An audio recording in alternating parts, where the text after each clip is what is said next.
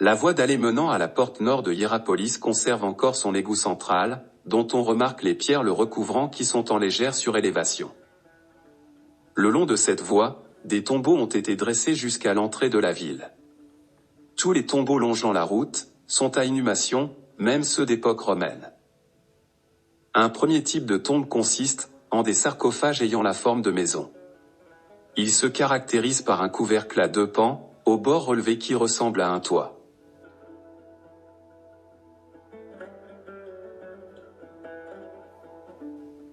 Il existe, sur le site, plusieurs tombes à enclos funéraires.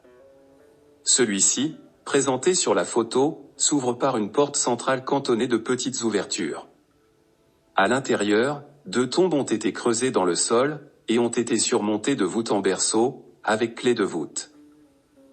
Ce vaste enclos funéraire comporte 2 cours, dans laquelle sont posés plusieurs sarcophages, dont un, comportant des guirlandes florales. L'enclos s'ouvre par 2 portes. Une des 2 portes donne sur une cour, conduisant à une tombe comportant 3 lits.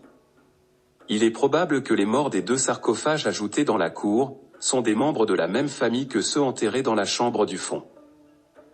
Un troisième type de sépulture est celui de tombes prenant réellement la forme de maison, avec un soubassement en avancée, une porte, et un toit à terrasse à forte pente. Les pierres latérales du mur vertical, en avancée, forment des sortes de pilastres. La porte d'entrée dans la chambre funéraire est surmontée d'une inscription, libellée en grec. À l'intérieur, sont aménagées 2 hauteurs de banquettes, sur lesquelles étaient posés les morts. Le sol était utilisé comme ossuaire. Ce tombeau date de la période hellénistique, entre le IIe et le IIIe siècle avant Jésus-Christ. Cette tombe, du même type que la précédente, à demi enterrée, s'ouvre par une grande arcade décorative. Elle devait être précédée par une petite cour. À l'intérieur, est installée une banquette en nu. Ces tombes du 3e type, sont souvent surmontées d'autres sarcophages, posés sur la terrasse de leur toit. On peut penser qu'il s'agit de membres de la même famille. D'autres exemples de sépulcres empilés, se trouvent partout le long de la route. Cette tombe est construite sur un soubassement, elle comporte une porte centrale, et est couverte d'un toit terminé par une corniche, en fort surplomb. Sur le toit, sont posés 2 sarcophages. À l'intérieur du tombeau, a été aménagée une banquette en nu. Une 4e forme de sépulture existe le long de cette route, les tombeaux à tumuli. Ce tumulus comporte un tambour, fait de pierre, et une porte basse. Un escalier conduit à une antichambre, puis à une chambre sépulcrale, couverte par une voûte, et comportant des banquettes.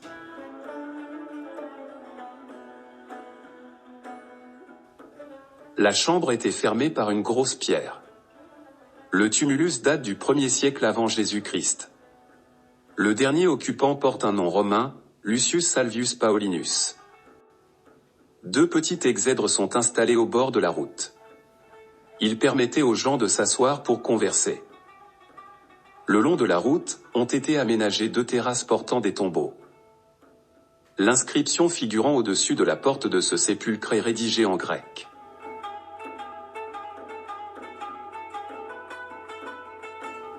Il en est de même, sur cette pierre votive, érigée sur le bord de la route. La langue grecque subsistera en Asie mineure, en tant que langue dominante, même à l'époque de l'Empire romain.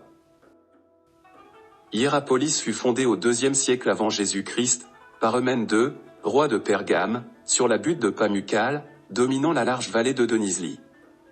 Elle se développa grâce à la présence de sources thermales qui existent toujours. En 133 avant Jésus-Christ, la ville passa sous domination romaine. En 60, elle fut entièrement détruite par un tremblement de terre. Elle fut ensuite reconstruite, en sorte que la quasi-totalité des édifices est d'époque romaine, et, en particulier, de celle de la dynastie des Sévères. Le plan témoigne d'une structure assez simple. Malgré la forte pente du site, la cité possédait un plan en damier, dont il reste quelques traces. Les rues orientées nord-sud, correspondant aux courbes de niveau, étaient planes, tandis que les rues orientées ouest-est étaient en pente assez raide. La cité du Haut-Empire comportait 2 portes, au nord et au sud. Elles étaient conçues plus comme des arcs de triomphe que comme des portes défensives. À l'époque de Théodose, un rempart purement défensif fut aménagé, avec rétrécissement de l'aire urbaine, et création de 2 nouvelles portes. Ainsi, la grande agora du Nord, située à l'extérieur du nouveau rempart, fut abandonnée. Cette muraille, ainsi que les 2 portes, existent encore. Le rempart n'est construit que sur le côté est de la cité, puisqu'à l'ouest est située la falaise qui domine la plaine. Notre promenade nous conduira, d'abord, de la nécropole, et des thermes du Nord jusqu'au cœur de la cité.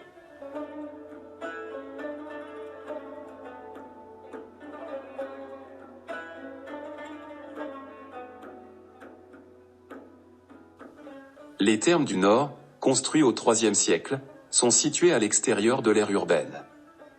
Il était, en effet, habituel de se laver avant d'entrer dans les villes. Ils furent transformés en église avec adjonction d'une abside. Il en reste 2 grandes arcades, permettant de se rendre compte de la grandeur de l'édifice.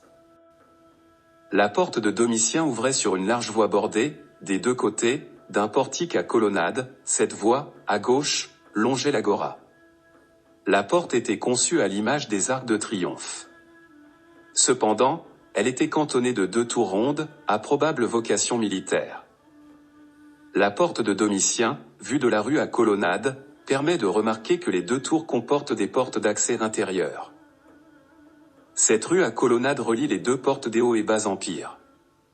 Elle conserve encore son dallage, incurvé du fait du passage des chariots, et possède toujours son égout central. Quelques lignes de colonnes ont été reconstituées. À droite de la porte, est située une construction, dont le sol est en contrebas par rapport à la voie à colonnade. De l'agora abandonnée lors du rétrécissement de la ville, il ne subsiste que quelques colonnes. Le reste de la place n'est plus qu'un champ herbeux. Nous voici, maintenant, au bout de la colonnade.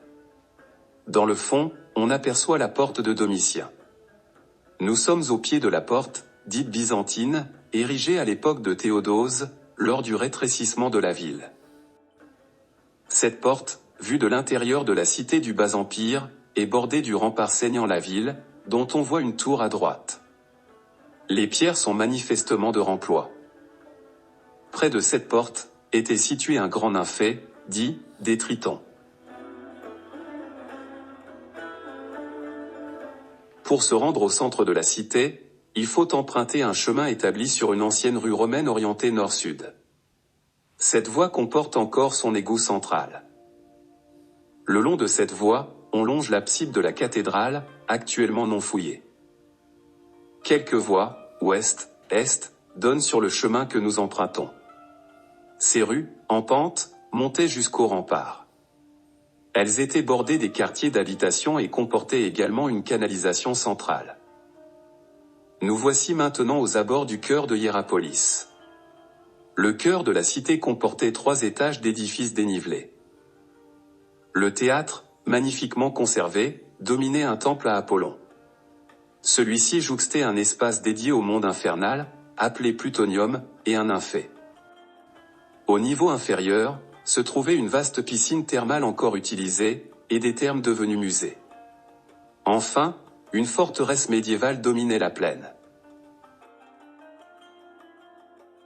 Sur cette photo prise sur la rue romaine que nous avons suivie, on distingue, à droite, le nymphée, et, au-dessus, sur la pente, les colonnes du temple d'Apollon. Vue d'ensemble du théâtre construit sur les pentes supérieures du versant. En avant des gradins, est situé le mur de scène.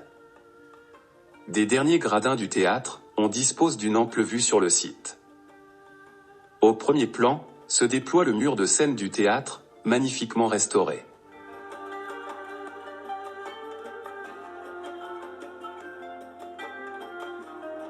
En contrebas, on aperçoit le Plutonium, puis le temple d'Apollon, et à gauche, le nymphée.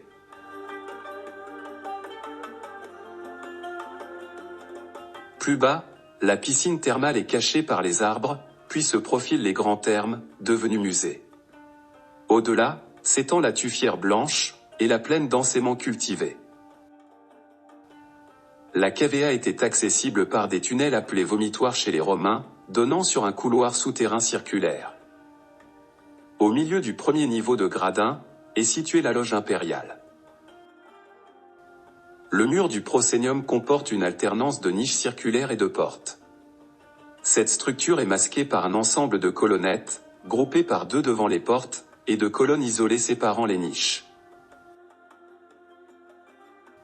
Le mur de scène associe trois types de décors, basés tous sur des assemblages de colonnes à fulis et chapiteaux corinthiens. Deux colonnes, posées sur une base sculptée, sont surmontées d'un fronton triangulaire, puis d'un entablement, portant l'amorce de l'étage supérieur. Sur la base, sont placées des statues. Devant les deux portes latérales, sont érigées des colonnes, dont la base est posée sur le sol de la scène. Elles sont surmontées d'un fronton courbe, soutenant l'encadrement qui portait, autrefois, l'étage supérieur. Au niveau de la porte centrale, sont dressées deux colonnes isolées, surmontées d'un entablement en U. Les deux portes extérieures ne semblent pas avoir été décorées. Cet aménagement de l'espace du premier niveau du mur de scène était reproduit sur les deux étages supérieurs, actuellement disparus. Du temple d'Apollon, il ne reste que quelques pierres éparses. Jouxtant ce temple, se dresse le mur arrière du nymphée. Le temple comportait des salles souterraines, dont certaines auraient pu abriter un oracle.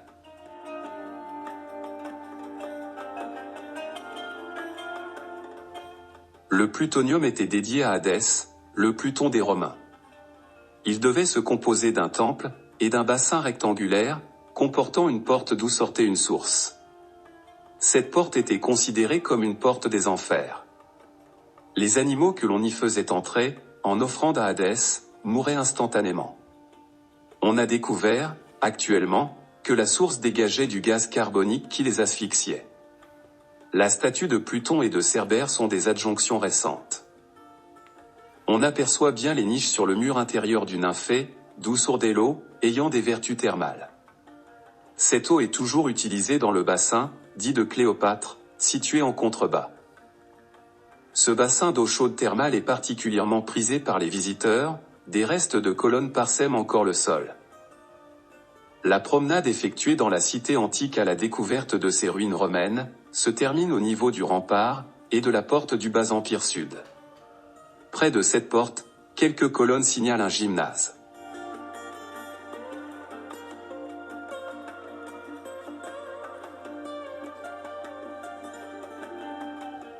De part et d'autre de la porte sud, il subsiste quelques pans de la muraille. Elle est construite en pierre de remploi, et comporte périodiquement des tours.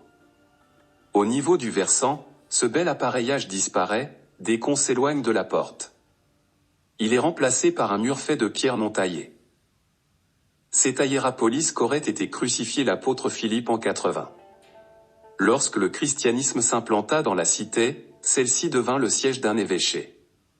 Une cathédrale, et plusieurs églises, y furent implantées, ainsi qu'un martyrium, situé près de la supposée tombe de Saint-Philippe. La visite du site d'Hiérapolis se termine par une promenade le long de la Tuffière.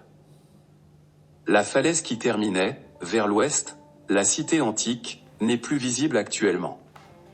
Sur son versant se sont déposées des concrétions calcaires, appelées tufs, provenant d'une source, dont l'eau a circulé dans une roche calcaire. Lorsque l'eau émerge de la roche, elle constitue des bassins étagés et des cascades. Quand l'eau s'évapore, apparaissent ces curieuses formations de calcaire en escalier, qui descendent jusqu'à la plaine.